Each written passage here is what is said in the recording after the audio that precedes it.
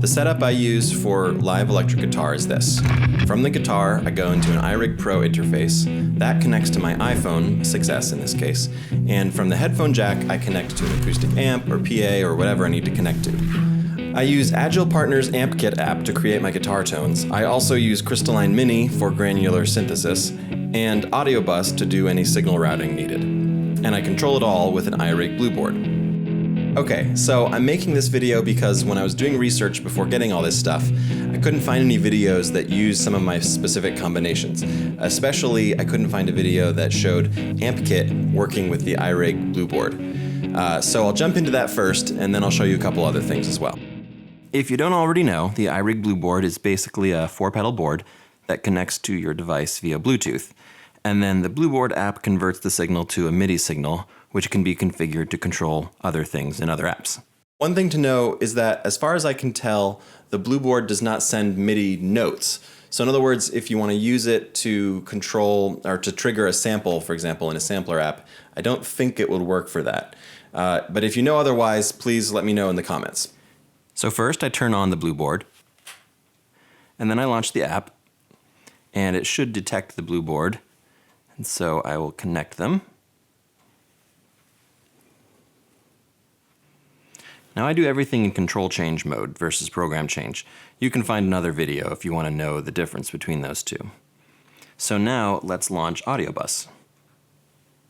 Now this isn't an Audio Bus tutorial, so suffice it to say, I'm taking the signal from AmpKit, which I'll launch here, and I'm running it through Crystalline Mini, which I'll launch here, and then out via the headphone jack here.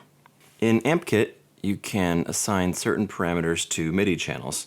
So for example, let me just go to one here. You go into the setup, into your settings, MIDI and air turn mappings, then you can say add a setup mapping. And basically all you have to do is press the thing you want to change. So you press it, it recognizes it. In case momentary turns on, you can just turn that back off because I think it's better if it's off. And then you choose what you want to change. In this case, I want to change the power to my delay pedal. So I select that, I say save, it saves in this list here, done and done. And now I have, if you look at that delay pedal light there, I can turn that on and off with the Blueboard. Now here's one major quirk I discovered. The Blueboard will toggle the pedal regardless of what state it's in.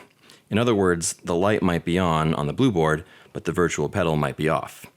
So, for example, if I can turn this off now, you see this light doesn't change. Now if I turn this off, the pedal turns on.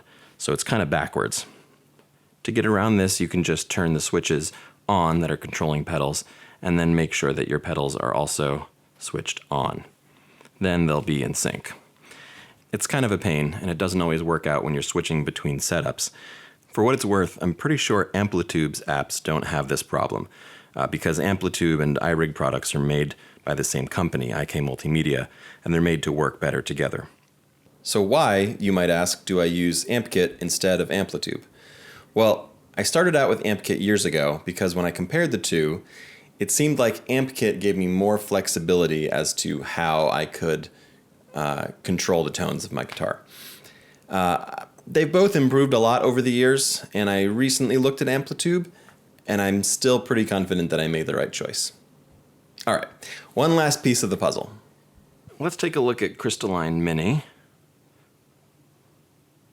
Now this app basically listens to what you're playing and then creates these beautiful stereo soundscapes based on it. I love to kick this in sometimes to add depth and space to a song. So I'll map one of my switches to the bypass button here so I can turn it on and off.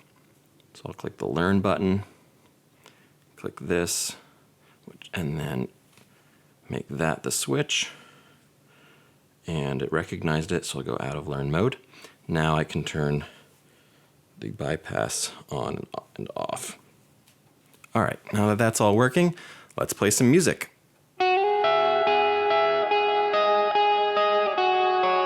All right, so now I've got all my pedals on as well as Crystalline doing its thing.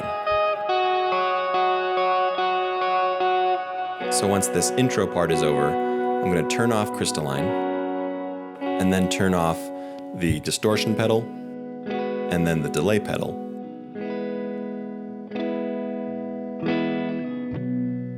So now I have a much cleaner sound. I might play the rest of the verse with this sound, and then towards the end of the verse, I'll start adding back in some of these pedals. First the distortion, and then the delay,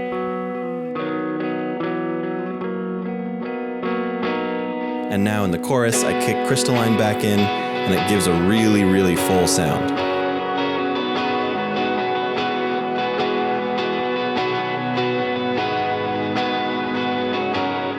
For what it's worth, my acoustic guitar setup is a little different, so when I get around to making that video, I'll put a link right here. That's it. Thanks for watching.